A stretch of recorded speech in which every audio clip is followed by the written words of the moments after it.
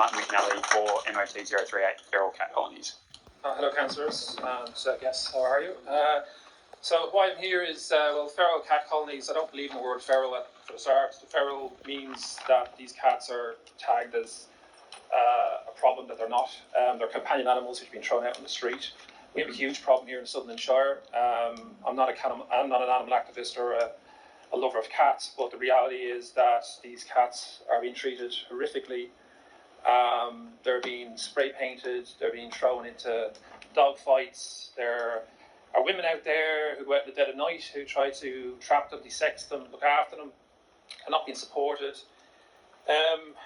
Look, I received a letter from Miss Tweed, who's the Director of Community, on November 17th, and she confirmed two crucial facts. One was the animal shelters operate near at capacity, and second, you're not in a position to waive surrender fees for volunteers. Now, the reason why I'd ask for to waive a surrender fee, because my colleague Dawn Green, which we were bringing in a couple of kittens to the pound, she's crying her eyes out because Jeremy down there says, well, to surrender it, you're going to have to pay $510. The reason why we're registering them is to protect them.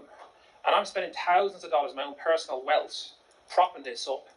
And I don't understand why, because there's been a New South Wales inquiry into cat management out of that.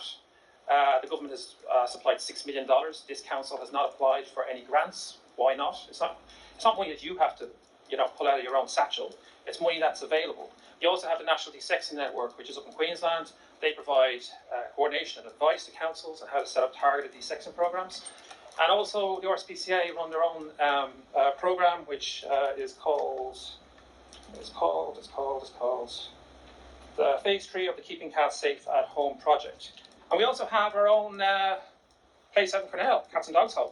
And this council have not contracted themselves to that. Why not?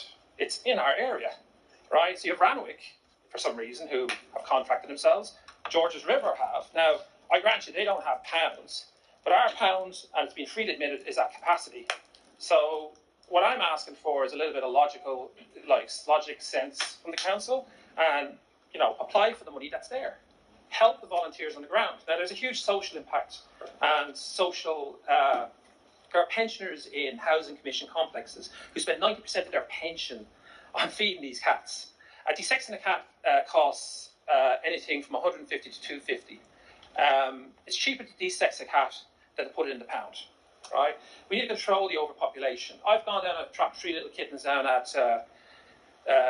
down here in the Shire, and I have to sneak them into the pound, right? Because the pound won't accept them for me anymore because I'm blacklisted down there, and I don't know why I'm blacklisted. It seems to be a habit in the council. They seem to like blacklist people who may be a problem to them.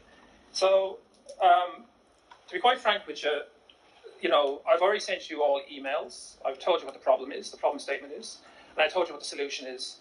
I've met with Mark Speakman. I formerly met with a previous councillor, Kent Johns, when he was in the council. This was about 2 years ago when I first got involved. Look, as I said, I'm not an animal activist, but my beautiful wife here, she and the other women are going out in the dead of night. There are some vigilante people who will attack them and abuse them, and these things cannot be reported to police. Because guess what? Trap, neuter, and is not legal currently in New South Wales. Now, the law is changing. Ron Honig has changed the law, is reviewing the Companion Animal Act. So I just asking the councillors to show a little bit of morality. This isn't about left and right. This isn't about liking cats or not liking cats, right? This is about the right thing to do, right? It's not right that cats are murdered and killed in pounds. Now, I know the pound down the road is a no-kill pound, but the reality is they ship them off down to another pound to get killed, right?